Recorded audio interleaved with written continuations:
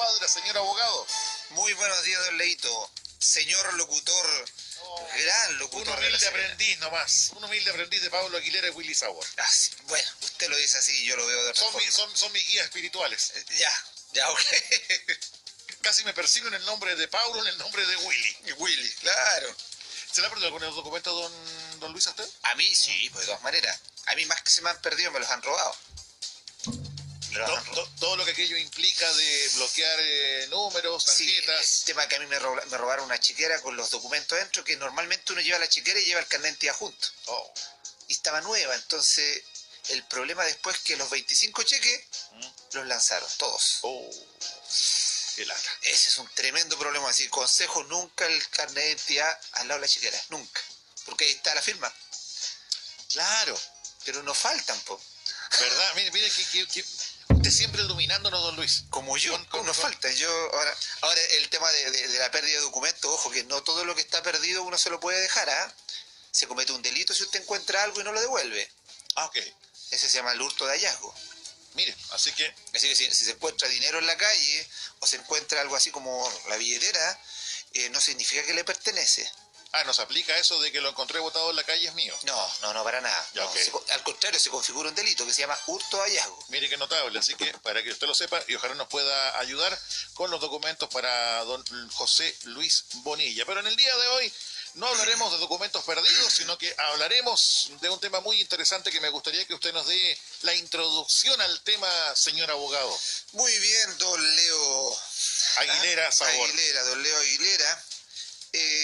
Bueno, estaba pensando que no es lo mismo que se pierda mi billetera que la suya, don Leito.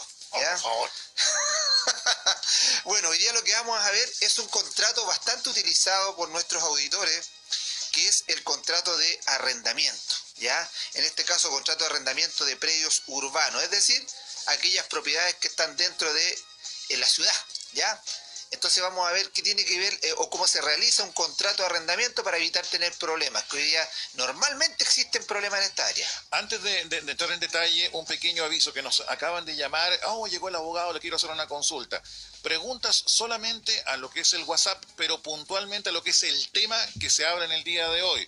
Si estamos hablando de manzanas, pregunte por manzanas, con todo respeto y ojalá se entienda, pero en este caso es la idea enfocarnos en un tema puntual y las preguntas solo a través del WhatsApp porque no podemos responder mientras estamos al aire, porque estamos hablando con el abogado, para que me entienda, yo no puedo hacer dos cosas al mismo tiempo. Sí. Con suerte puedo caminar, pero no comer chicas, así que no me pida más de lo que puedo dar. Bueno, ¿y el número? No sé el número. Le vamos a dar el WhatsApp, más 569-8844-9167. Más 569-8844-9167, pero reitero, puntualmente en los temas que estaremos enfocados en el día de hoy. Y en este caso, la primera pregunta, don Luis, ¿para qué tipo de propiedades rige la ley sobre arrendamiento de predios urbanos? Bueno, específicamente, como estábamos comentando al inicio, esto rige solamente para bienes raíces urbanos, es decir, los que se encuentran dentro del radio donde está la ciudad, ¿cierto? Dentro de la comuna. Por lo tanto, no abarcaría el tema rural.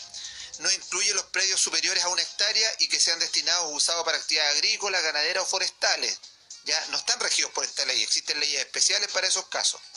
Tampoco se aplica la ley de arriendo a los inmuebles fiscales, a las viviendas que se arriendan amobladas por temporadas no superiores a 3 meses para fines de descanso, turismo, tampoco a los hoteles, a las residenciales, no se aplica a los estacionamientos, ni rige para las viviendas que se arriendan con promesa de venta. El sistema conocido como leasing. Okay. Tampoco se aplica a ella, porque algunos podrían decir, es que yo pago, cuando dejo un vehículo en un estacionamiento, estoy pagando un arriendo. No, señor, según la ley no está pagando un arriendo. Lo que sí podríamos caer es en un contrato de depósito, que es otro tipo de contrato. Ok. ¿Ya? Ahora, ¿es necesario escribir el contrato? Aunque parezca obvia la pregunta, pero ¿es necesario escribir el contrato? Mira, Leito, el contrato de arrendamiento es un contrato que es, en estricto rigor, es consensual. Es decir, basta que las partes se pongan de acuerdo respecto al bien y respecto al monto de la renta y el contrato en sí se perfecciona por sí solo. Es decir, basta solamente el acuerdo de las partes. Okay. La pregunta es necesario escribirlo? Obviamente es necesario mantener escrito este contrato por un tema de prueba. Los contratos a uno le sirven como una prueba preconstituida, es decir, yo hago una prueba antes para que cuando alguna vez, ojalá, uno no se espera que hayan conflictos, pero si alguna vez hay algún problema, yo pueda tener una herramienta con la cual demostrar mis dichos. Papelitos. Como dijo usted, ¿no es? Palabras se la llevan el viento. Palabras se la lleva el viento. Ahora bien, si usted no escribe este contrato, se arriesga usted como arrendador, se arriesga a que, según la ley, se presume que la renta es la que dice el arrendatario. Entonces es una obligación del arrendador hacer el contrato. Ahí podemos establecer la fecha del contrato, cuánto es lo que va a durar, cuánto es lo que vale la renta, cómo se va a reajustar, todas las condiciones, y además podemos establecer incluso aquellas causales que podemos elevar como causales esenciales para poder poner término al contrato en algún momento. Y como consejo, eviten los contratos de librería, eviten los contratos tipo, y si pueden acercarse a un abogado específicamente que les redacte un contrato que se acomode a la necesidad de cada uno de ustedes, porque a veces los contratos tipo lamentablemente dejan muchos vacíos. Es un saludo a la bandera. Sí, a veces son muchos vacíos. Entonces a veces la persona después tiene el problema y dice, pero ¿qué hago para poder de alguna manera recuperar la propiedad? Uno le dice, oiga, podría haber puesto un aval dentro del contrato. En vez de haber puesto solamente a la persona que usted le está arrendando, haber puesto junto con él un codeudor solidario, es decir, un aval. ¿Para qué? Para que en el evento que si él no paga, yo le cobro al otro también. Y así tengo, en vez de tener a una sola persona que le puedo cobrar, tengo a dos. Claro. Muchas veces hay gente que puede pensar, pucha, ¿para qué ir a donde un abogado, por ejemplo? Sí. Y decir, pucha, es que voy a gastar plata en algo que puede ser tan simple como firmar un contrato tipo. Sí. Lo que le puede pagar un abogado, créame que va a ser una cosa mínima comparado con lo que puede llegar a perder con meses y meses teniendo a un arrendatario en su casa sin que le pague nada. Mire, hay mucha gente que hace algo habitual esto de estar en una propiedad y no irse y no pagar renta y dejar deudas. Entonces hay que prepararse ante eso haciendo un buen documento. Muchas veces, no lo digo a nivel general porque uno no quiere estigmatizar, pero hay algunas personas, hay algunos arrendatarios que se saben la ley al dedillo, y que en este caso saben que tienen muchísimos privilegios, si es que la saben hacer. Así que siempre papelitos. Siempre escrito. ¿Cómo se denominan las partes que celebran el contrato? Bueno, hay que aclararlo porque normalmente la gente se enreda. ¿Quién es el arrendador? ¿Quién es el arrendatario? ¿Ya? Entonces, dentro de lo que vamos a hablar en este momento, el arrendador es la persona que es la propietaria de la propiedad y que entrega el inmueble en arriendo. Ese es el arrendador. El dueño de casa. El dueño de la casa, ¿ya? Y el arrendatario es la persona que hará uso de la propiedad. Es decir, es aquel que paga con una renta por vivir dentro de la propiedad. ¿Ya? Entonces, arrendador, dueño de la casa, arrendatario, el que está ocupando la propiedad pagando una renta mensual. Y ya que hablamos de contratos de tipo de arriendo, ¿qué tipos de contratos existen, Luis? Mire, aquí depende de la necesidad de las partes, que van a existir contratos que sean temporales, pueden ser estos contratos que son mes a mes. Es decir, hacemos un contrato por un mes, después lo renovamos por otro mes. Pueden haber contratos indefinidos que no tienen fecha de término, es decir, te lo arriendo y cuando alguna de las partes decida ponerle término, nos avisamos con un tiempo de anticipación. Ese tipo de contratos son indefinidos. Y también existen los contratos a plazo fijo. En este caso, el a plazo fijo es el típico contrato que nosotros hacemos normalmente cuando arrendamos una propiedad, en el cual decimos que es por un año. Normalmente uno arrienda y dice, este contrato regirá hasta un año y después del año se transformará en indefinido a menos que las partes establezcan ponerle término, ¿cierto? Pero el contrato a plazo es aquel que tiene una fecha de fin o de término, fecha de vencimiento, en que se establece obviamente el término del arrendamiento. Ahora, ¿qué es el desahucio del contrato? El desahucio, mira. O desahucio, perdón. Sí, el desahucio. Lo que pasa, Leo, es que cuando tú firmas un contrato de arrendamiento, tanto para el arrendador como el arrendatario, la forma de ponerle término no es la misma, ¿ya? En el caso del arrendatario, bastará con que si se cumple el plazo, él entregue la propiedad y se retire del lugar dejando las cuentas al día, obviamente. Pero puede darse la situación en la cual se quiera poner término al contrato antes del plazo estipulado para poder restituir el inmueble. En ese caso lo que se denomina es desahucio, es decir, quiero solicitar el término anticipado del contrato por razón cualquiera. A veces incluso lo hace el arrendador porque le ofrecieron comprar la propiedad. ¿Ya? Entonces en ese caso el arrendatario normalmente dentro de un buen contrato de arrendamiento establece cómo poner término al contrato, que insisto, frecuentemente lo que se hace es establecer que se tiene que informar con 30 días de anticipación y a través de cartas certificadas al domicilio del arrendador. ¿Ya? ¿Cómo puede hacer efectivo el desahucio el arrendador en los casos de los contratos pactados mes a mes y de duración indefinida? Mira, en estos casos el arrendador puede hacer efectivo el desahucio solamente a través de una resolución judicial, ¿ya? O mediante la notificación personal efectuada por un notario. Aquí es la diferencia entre uno y otro. El arrendador, que es el dueño de la propiedad, no puede llegar y mandar solamente una carta de término de contrato y con eso desvincularse del arrendatario. Necesita hacer una solicitud judicial, ¿ya? Okay. Entonces el desahucio para el arrendador es un poco más compleja que para el arrendatario. Tiene que hacer una solicitud judicial y el tribunal va a ser el que, dentro de un juicio sumario que es breve, se supone que es breve, corto. ¿Cuánto hablamos de breve? Breve puede ser 3 a 6 meses, okay. ¿ya? Y en este juicio sumario es el tribunal el que en definitiva va a declarar el término del contrato, vamos a ver si existen deudas o no en la propiedad, si a lo mejor hay daños en la propiedad.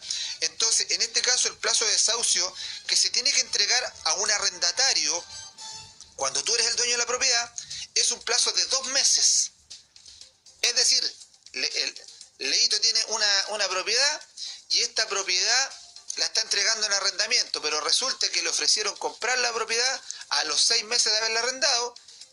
Usted tiene que notificar judicialmente, le pide al tribunal que se notifique a este señor el término anticipado del contrato y usted tiene que notificarle con 2 meses de anticipación. Okay. ¿Ya? Y además, este plazo se cuenta desde la notificación, desde que a él le avisen, 2 meses.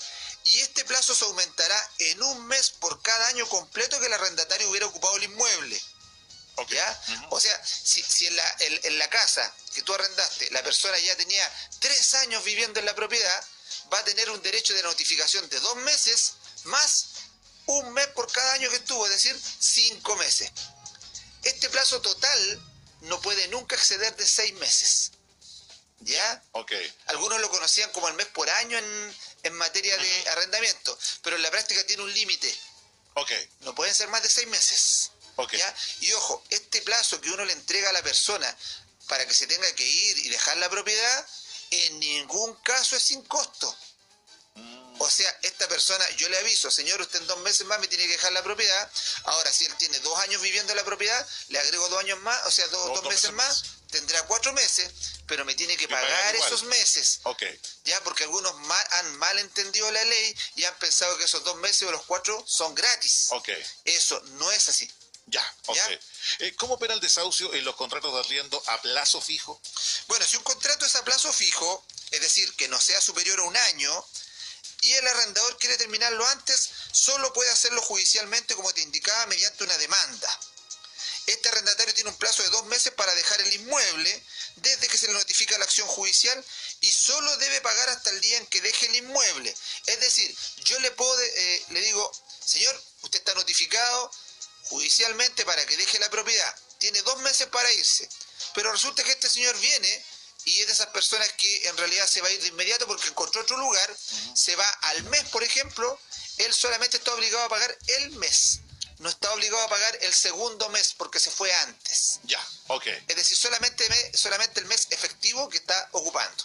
Estamos conociendo en el día de hoy los derechos no solamente de quien arrienda una casa, sino que también del dueño, por ambos lados, el arrendatario y el arrendador. Por eso que es la invitación para que usted esté muy, muy atenta si está en una u otra posición, ya sea como dueño o dueño de casa o arrendando una propiedad. En este caso, ¿puede, por ejemplo, un arrendatario subarrendar? De todas maneras, Leito, mira, acá esto es algo que a lo mejor la gente no conoce, pero en los contratos de arrendamiento, que son de inmuebles destinados a la habitación, cuyo plazo sea superior a 1 año, se entiende implícita, y esto hay que recalcarlo, la facultad del arrendatario de subarrendar. Es decir, yo por el solo hecho de arrendar la propiedad como arrendador a una persona que me va a pagar por una renta y el contrato es superior a 1 año, Si yo no pacto nada en contrario, está implícito dentro del contrato la facultad de subarrendar. Es decir, yo podría subarrendar la propiedad sin necesidad de pedirle autorización al dueño de la propiedad. Por eso que es tan importante y relevante el contrato. Es súper importante. Porque ahí uno delimita los derechos de uno y de otro y queda todo clarito. Así yo podría poner en ese contrato que se prohíbe el subarrendamiento. Y en ese caso yo ahí me protejo. O sea, en la práctica, Luis, si hacemos un trato de palabra, ¿sí?, en el cual yo arriendo una casa, al ser de palabra, implícitamente quien me arrienda la casa puede tranquilamente subarrendarla. Puede subarrendarla, y aun cuando la hagamos por escrito, si la hacemos por escrito y en ninguna de las cláusulas ponemos la prohibición de subarrendar... Como los contratos tipo. Como los contratos tipo. Entonces, si en ninguna de las cláusulas dice que está prohibido subarrendar, se entiende que puede subarrendar. ¿Ya? Ya, ok. Y hay gente que yo he conocido situaciones en donde arriendan una casa grande y después dividen la casa casi en piezas y empiezan a arrendar, por ejemplo, para estudiantes universitarios. No quiero que se estigmatice, pero por ejemplo, tú lo acabas de decir, puedo subarrendar piezas para estudiantes, hasta incluso puedo subarrendar a inmigrantes. Sí, pues, sí, así es. A ese nivel. A ese nivel. Si tú no lo prohibiste, no es ilegal. Por eso tienes que prohibirlo. Por eso aquí es muy importante, como dices tú, a lo mejor que lo consideren dentro del tema de los costos del contrato, consideren una redacción de un buen contrato de arrendamiento. ¿Ya? Y dentro de esa redacción, yo recomiendo que dentro del contrato de arrendamiento no solamente hagan responsable al arrendatario, hagan responsable a una persona más, que sea un deudor solidario, que es el típico conocido como aval. Y ojalá usted va a revisar al arrendatario. Y resulta que el arrendatario quizás para ustedes tiene un muy buen comportamiento, pero resulta que cuando se provocan estos conflictos, esa persona puede que haya quedado sin trabajo, esa persona puede que no nos hayamos cuenta y tenga un prontuario respecto a otras casas en donde haya dejado el mismo tema, y por lo tanto, contra él quizás no voy a poder hacer mucho, y me va a costar sacarlo de la propiedad. Pero si tengo un aval, me puedo ir en contra del aval y contra el aval puedo hacer el cobro, podría llegar a embargarlo, porque ya tener dos personas bajo la misma calidad, ya sería bastante difícil versus tener a uno solo. Por eso yo aconsejo personalmente, más allá de los meses de garantía, más allá de todo lo que podamos hacer, normalmente haga un contrato con un codeudor solidario. Eso es bastante bueno, así usted puede exigirle a los dos, y como la otra persona es un deudor solidario que no está viviendo en la propiedad, se va a sentir afectado, vamos a afectar su patrimonio y lo más probable es que él me va a ayudar a presionar al arrendatario para que se vaya y me pague. Ok, continuando con el tema que es muy muy interesante, ¿hasta qué momento debe pagar arriendo el arrendatario? Bueno, la renta la debe pagar y junto con ello los gastos comunes, si los hubiera, hasta que se efectúe la restitución del inmueble.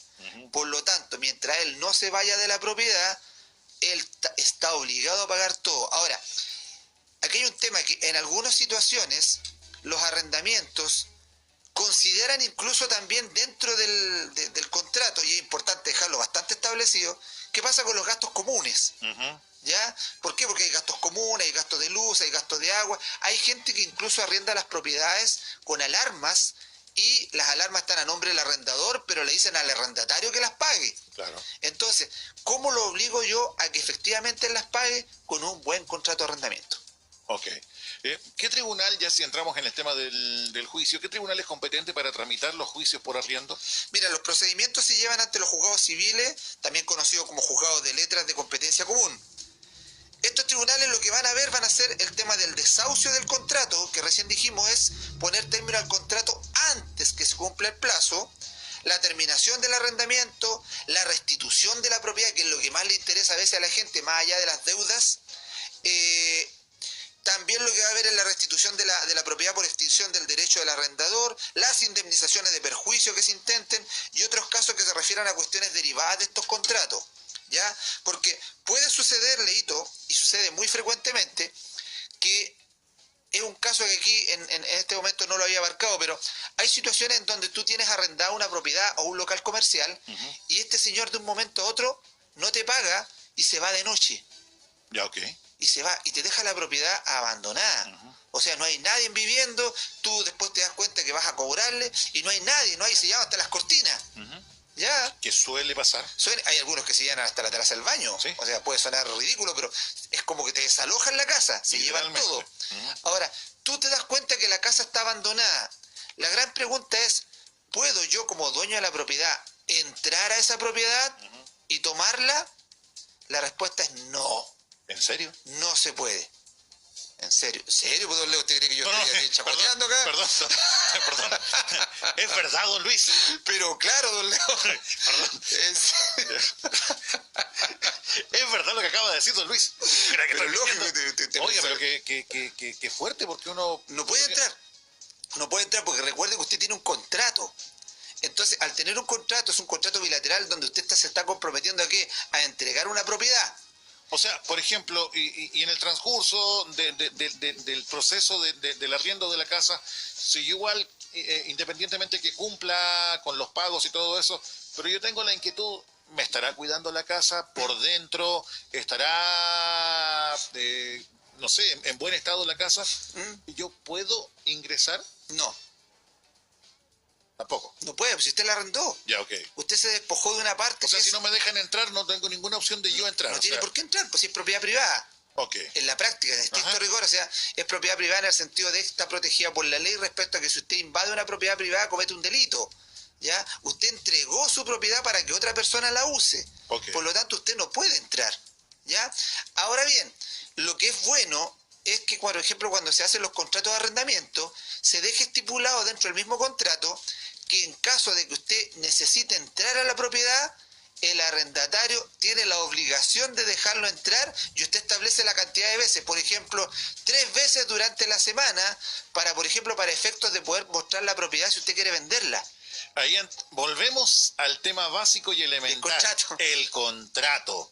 Protéjase usted, tanto como arrendador como arrendatario, de sus derechos, deberes y obligaciones. Sí. En este Tratos caso. De palabra. No, para nada. Sobre todo aquí corren el riesgo de que el arrendatario diga que la renta es distinta a la que usted está cobrando y se presume por ley que esa es la renta. Así que... Entonces, no, aquí...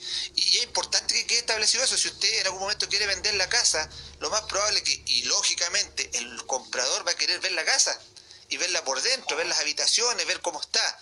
Entonces, si el arrendador quiere hacer eso y el arrendatario se opone, usted no tiene ninguna posibilidad de obligarlo.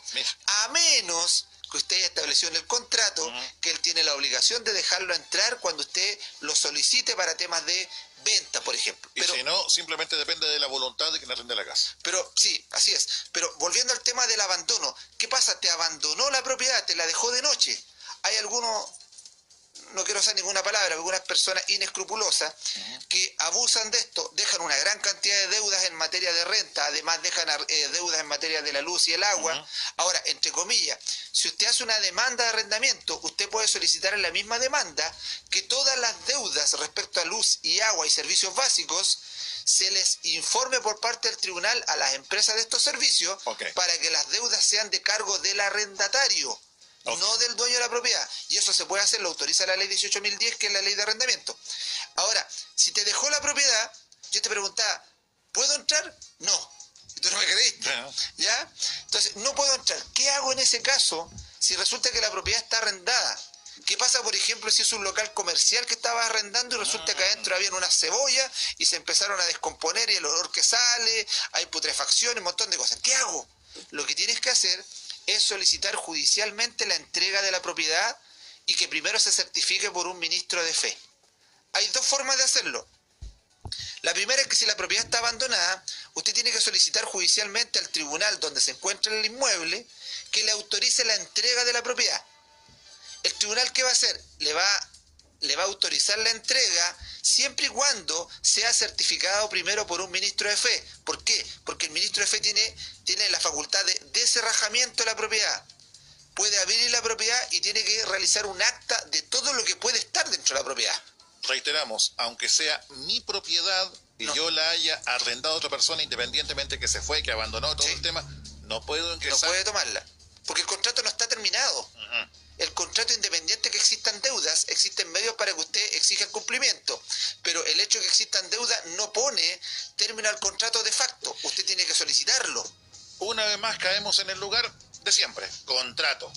Asesórese, déjese guiar, por ejemplo, por un abogado, por una abogada, porque es un tema no menor. Lo que usted puede gastar con un abogado, con una abogada, créame que va a ser ínfimo comparado con lo que puede perder si no está bien protegida o protegido, tanto como arrendador como también arrendatario. Como arrendatario. Por ambos lados. Entonces, en esos casos abandono, Leito, o el notario, o solicitar judicialmente al tribunal que me entregue la propiedad, en donde va a mandar un receptor judicial. El receptor judicial va a hacer las veces de ministro de fe, va a levantar un acta y usted recién va a poder va a poder tomar la propiedad. Antes no, que no lo hagan, porque si no van a cometer un delito. Y se puede meter en un lío. Vamos con preguntas de nuestros auditores. Necesito sacar a mi arrendatario por no pago y deterioro de propiedad. ¿Qué hago? Tiene que hacer un juicio de término de contrato, en este caso un juicio de desahucio por no pago de las rentas. Ok, segunda pregunta de otro auditor o auditora. Mi padre arrienda una casa más de 5 años. Primero el contrato era entre el dueño y mi padre. Luego por divorcio se realizó otro contrato entre mi padre y la señora del dueño de casa. Consulta, ella vino un día a decir que quería vender su casa y que pedía la casa. Entonces yo me interesé en comprar y averigüé que para todo efecto ella no es la dueña de la casa, es el ex esposo. Y le dije, y desde ese momento se le ha cancelado a ella el arriendo. Y la notificación de pedir la casa es solo a través de un escrito y no verbal o vía WhatsApp.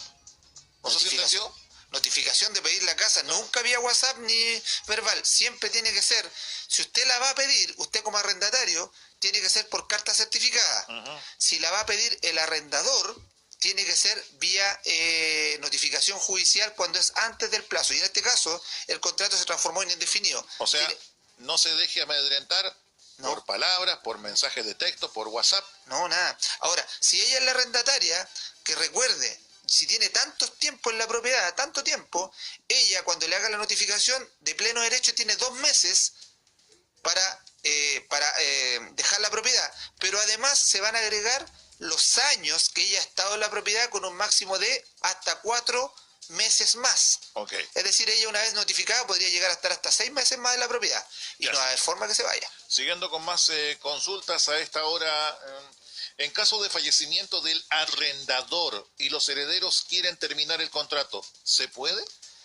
¿Podría ser? Sí, podría ser. No obstante, lo que pasa es que los herederos son representantes del causante, por lo tanto podrían. Ahora, el proceso para poder poner término al contrato va a ser el mismo, porque una vez que los herederos tomen posesión efectiva del bien, ellos se transforman en los dueños. Okay. ¿Ya? Y lo representan en todo. Ok. Otra consulta. ¿Carabineros puede hacer de ministro de fe? No. Así de tajante. Sí, no me cree de nuevo. No, si no le creo todo yo. De hecho, no voy a preguntar nada, no voy a contrapreguntar nada más. No, lo que pasa, Leito, que a diferencia de lo que piensan muchas personas, Carabineros nunca puede actuar, o sea, no quiero decir nunca, pero por regla general, no tiene facultades de actuar de ministro de fe. Okay. Carabineros solamente nos sirve como un testigo. Incluso, imagínate que cuando a ti te toma una multa un carabinero, el carabinero no es un ministro de fe respecto a la multa. El carabinero solamente fue un testigo que vio que tú violaste una norma del tránsito y tú tendrías toda la posibilidad de ir frente al tribunal y alegar lo contrario. ¿Ya? ¿Por qué? Porque si el carabinero fuera un ministro de fe, sería incuestionable todo lo que él dijera. Okay. No habría forma. Entonces, en este caso, aun cuando llegue carabinero y ustedes dejen una constancia, ese no es el procedimiento para un tema de desahucio. Tiene que ser o un notario público o, en este caso, si ustedes lo hacen a través del tribunal, un receptor judicial. Ellos son ministros de fe. A ver, consulta. ¿Regula el contrato de arriendo a los extranjeros? ¿Con qué? ¿Con visa, trabajo turista, como está de moda el tema de arriendo a migrantes? Sí, el contrato. Lo que pasa es que en la ley chilena se establece que no existe diferencia entre chileno y extranjero, por lo tanto la ley chilena se aplica de igual forma tanto para chilenos o extranjeros, da lo mismo la nacionalidad. Entonces, la aplicación de la ley de arrendamiento es la misma para un extranjero, la misma. Ahora, ojo con los extranjeros, porque el extranjero va y viene. Entonces, si usted, yo no quiero tampoco caer en nada de prejuicioso ni en una cosa, pero yo preferiría arrendarle mi propiedad a un extranjero que tenga una residencia definitiva, que tenga sus documentos al día. ¿Por qué? Porque existen muy pocas probabilidades que se vaya. ¿Ya? Okay. Porque si tengo un extranjero que viene solamente de turista tengo la posibilidad de que me deje una cantidad de deuda y se va, si en total no es su país. ¿Y cómo lo persigo después para cobrar? O que también la pueda subarrendar. O que la pueda subarrendar. Así es. Otra pregunta. Al cambiarme de casa, ¿hasta cuándo tengo que pagar el arriendo en la casa donde vivo, los días del mes que he vivido o el mes completo, aunque sean 5 días? Usted tiene que pagar hasta el momento de la restitución del inmueble. Ok. Ok. Ahora, tengo una consulta a nivel personal, Luis, porque tanto hemos hablado del tema de los contratos. ¿Sí? Por ejemplo, yo como arrendador, estoy hablando de una figura totalmente hipotética, arriendo una casa. Yo puedo, por ejemplo, si hago un contrato con un abogado o ante notaría, que también mucha gente lo hace, Sí, que ojo, que la notaría... Diga, no, por favor. El otro día me encontré con un contrato de notaría que, a ver, es lo peor que he encontrado. O sea, el otro día me llevan el contrato y tiene una cláusula tan especial que no la puedo olvidar. La cláusula, después de todo lo que establecían los datos de las partes, decía en una de las cláusulas que el no pago de la renta por parte del arrendatario dejaría nulo todo el contrato. Entonces, si tú lo ves y lo analizas legalmente hablando, Ajá. Oye, si tú pones una cláusula donde dices que el arrendatario, o sea, la persona a la cual tú le arrendaste, te deja de pagar un mes de arriendo, el contrato queda nulo, para mí como arrendador, después ¿cómo te cobro? O sea, claro, es verdad. ¿Cómo te cobro? Porque en la práctica el contrato no existe. Y es un contrato de notaría. Claro, es verdad. O sea, en la práctica serviría para que personas inescrupulosas digan, dejo de pagar, se anula el contrato y me quedo cuanto yo quiera. Claro, yo me quedo cuanto quiera y después yo quiero venir y tratar de sacarlo de la propiedad y quiero cobrar, pero no, pues él dice, oiga, pero la cláusula última dice que si yo dejo de pagar el contrato es nulo, por lo tanto usted no se puede hacer valer de este contrato. Ajá. Porque en la práctica el contrato no existe. ¿Qué notable? Entonces, El dato yo un contrato de notaría, entonces yo no lo podía creer, ahora no vamos a decir que notaría, pero fue un contrato de notaría. Entonces, por eso, cuidado. Inviertan a lo mejor un poco, insisto, dentro de la plata que van a pedir de arriendo o del mes de garantía que van a pedir, inviertan una parte en un buen contrato de arrendamiento. ¿Es legal el mes de garantía? Sí, la ley lo establece como una posibilidad de poder caucionar la posibilidad de que hayan deterioros en la propiedad. Okay. Pero solamente está considerada para el tema de los deterioros. O sea, de ninguna manera hacerlo imputable al no pago de una renta. Que es lo que pasa normalmente, que la persona dice, ¿sabe qué, señor? Yo voy a dejarle la casa el otro mes, pero como hay un mes de garantía dentro, con eso usted se paga. Eso no se puede hacer. Mira tú. No, eso no se puede hacer. No es imputable nunca la renta. Solamente es imputable al tema de pago de servicios, ¿ya? Si es que hay deudas, o a algún deterioro que haya tenido la propiedad. Deterioros que obviamente no sean aquellos que sean por el uso normal de la propiedad. Ajá. O sea... Y yo me he encontrado con casas en donde rompen paredes, donde tenemos paredes que son de vulcanita y que están de un lado para otro con un hoyo que parece una puerta. Entonces, esos deterioros son precisamente cubiertos por el mes de garantía. Entonces, ese mes de garantía, una vez que el arrendador recibe la propiedad, él tiene que verificar que la propiedad esté en buenas condiciones.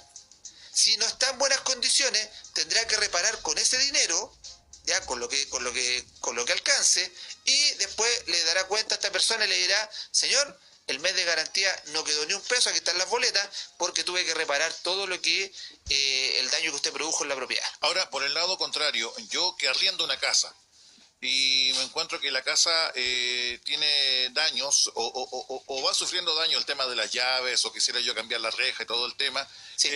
¿Le puedo exigir a quien me arrienda la casa que se haga cargo? Porque muchas veces uno dice, ¿sabe qué? Yo pago el arreglo y me lo descuenta del arriendo. Así es, sí. Pero ahí volvemos al mismo tema de contractual.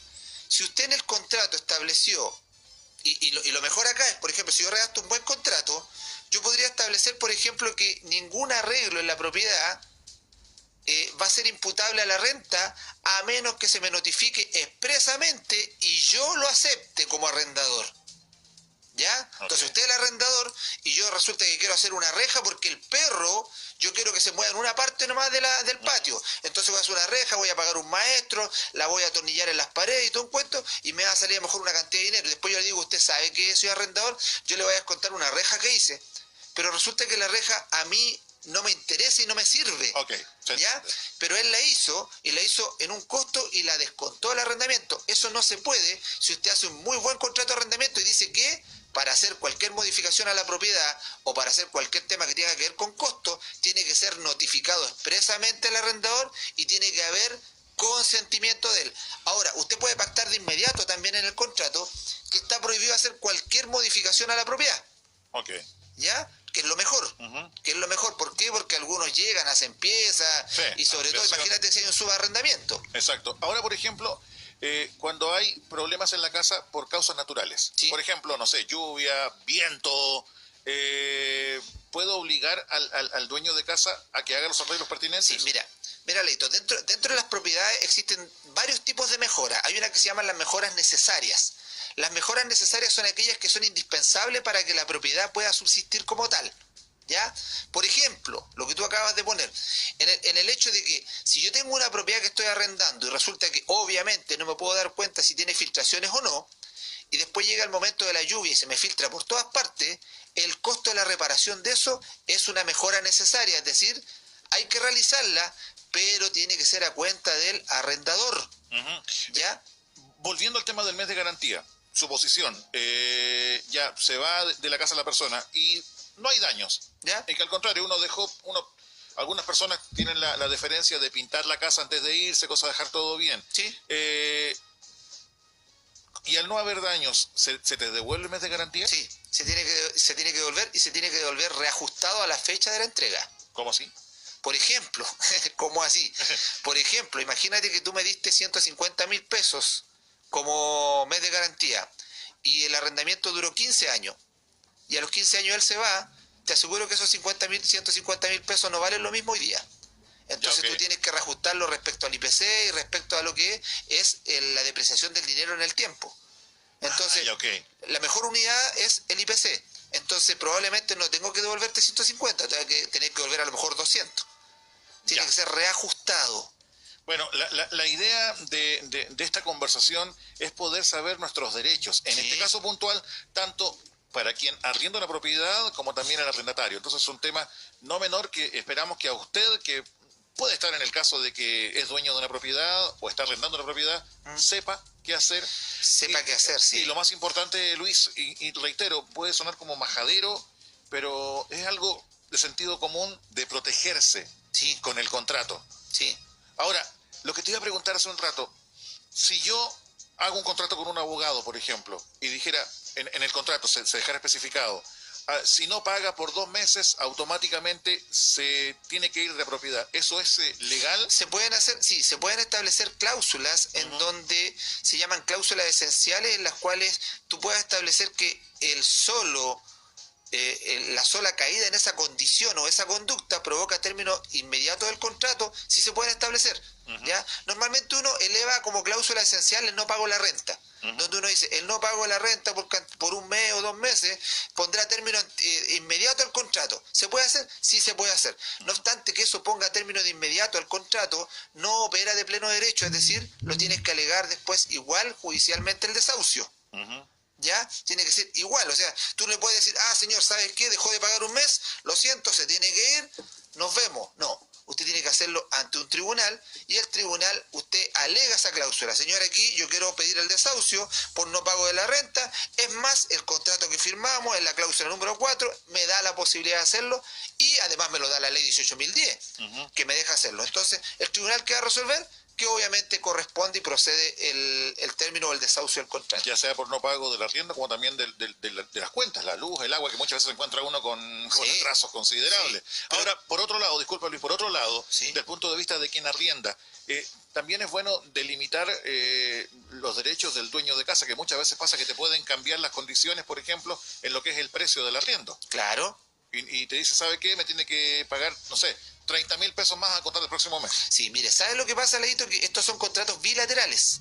Y los contratos bilaterales, la única posibilidad de modificarlo es con el consentimiento de ambas partes. Entonces aquí no sería válido una modificación unilateral del contrato de arrendamiento, y es más, avisándote de un mes a otro. Aquí lo importante, y volvemos a lo mismo otra vez, el contrato de arrendamiento tiene que haberlo establecido. Entonces, ¿qué es lo que sería bueno? Que en el mismo contrato de arrendamiento, para evitar ese tema de que te voy a subir el arriendo o no, ustedes pongan de inmediato la unidad de reajuste de la renta. ¿Ya? Okay. Podría decir que cada, no sé, cada un año se va a reajustar conforme a alguna unidad que ustedes elijan. ¿Ya? ¿Para qué? Para evitar después ese tema de el alza unilateral del arrendamiento, porque eso en estricto rigor no se puede hacer en los contratos bilaterales. Okay. ¿Ya? Okay. Usted no puede llegar de un día para otro. ¿Sabe lo que pasa, vecino? Me di cuenta que le cobro muy poco y le voy a cobrar el doble ahora. Sí. No, eso no se puede hacer. ¿Ya? Okay. ¿Por qué? Porque ahí usted estaría haciendo un incumplimiento del contrato. Es lo que pasa hoy día los contratos bilaterales de la ISAPRE. De un momento a otro a ti no te pueden modificar lo que tú contrataste. Lo que pasa con los planes de celulares, no te pueden modificar el plan que contrataste de un momento a otro a menos que se haga solamente el reajuste del IPC. Pero si yo en un contrato de arriendo establezco que el contrato cada, no sé, cada un año o 2 años va a tener un reajuste correspondiente al 20% de la renta, ni un problema. Ok, para que lo tenga está usted, pactado. Lo tenga muy claro. Últimas preguntas. Mi madre arrendó su casa, pero hizo trato solo de palabra. Hace poco falleció mi madre. He intentado hablar directamente con quien arrienda la casa y se niega a firmar contrato. La arrendataria paga solo 140.000 cuando el trato de palabra fue de 270.000. ¿Qué hago si ella sigue negándose? La señora me manda a su hija a cancelarme. Tiene más de 4 años con el mismo tema. Bueno, ¿qué pasa? Primero, lo importante aquí es que lamentablemente no hizo el contrato. Al no existir el contrato, se presume por la ley que la renta es la que establece el arrendatario.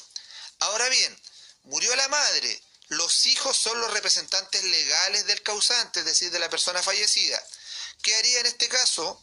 Yo, una vez que se hizo la posesión efectiva, en representación de la madre fallecida, lo que haría es ponerle término al contrato.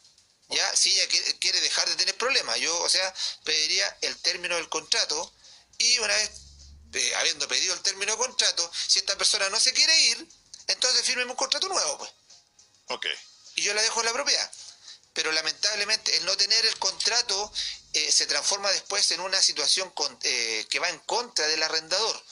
Yo tengo también una situación bastante cercana en donde tengo una persona que ya irá a cumplir, no sé, 10 años viviendo en una propiedad, se murió la dueña, los hijos no se hicieron cargo nunca de la propiedad y él ha vivido 10 años gratis en la propiedad. 10 años. Wow. O sea, no pagó nunca nada de nada. No tenemos la posibilidad de ver la propiedad, no tenemos nada. ¿Cuál es el problema? Que la dueña murió y no tenemos el contrato de arriendo.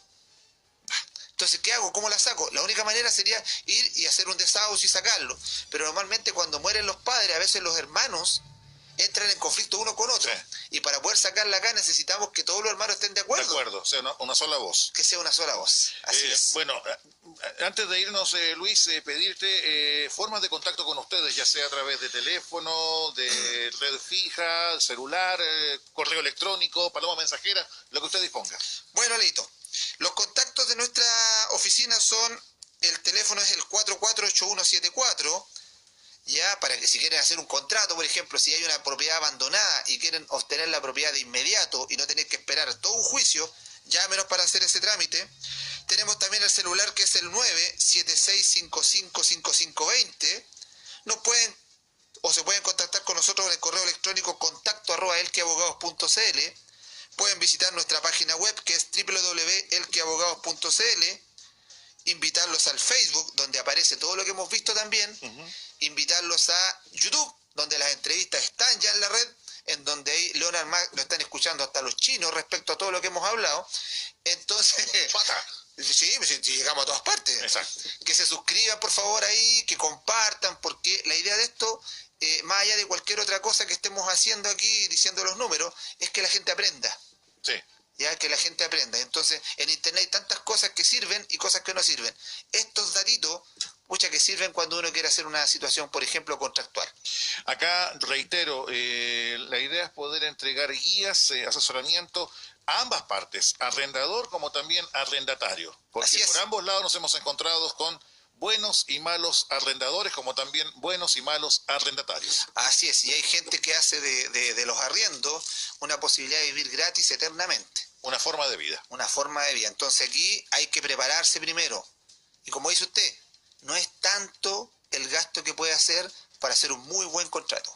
Para que usted se pueda proteger, tanto como arrendador como arrendatario. Así que ya lo sabe, nunca de palabra, siempre papelito. Escrito. Ahora, ¿es necesario que sea ante notario? ojalá que sea ante notario. Don Luis, muchísimas gracias. Gracias a ti, Leito. Próxima semana Dele. vamos a volver con un tema que es, en materia, podríamos decir, de familia. Vamos a ver el acuerdo de unión civil. Ah, qué notable. Acuerdo de unión civil. Entonces, para que lo vea durante la semana usted y lo dé unas vueltas por si en algún momento quiere utilizar esa posibilidad. Ya, don Luis, le agradezco. Ya, si es que no está casado, no sé. Gracias, don Luis. Mi señora está en sintonía. Por eso, Va a estar atenta ahí con todos sus derechos. Va a estar ahí.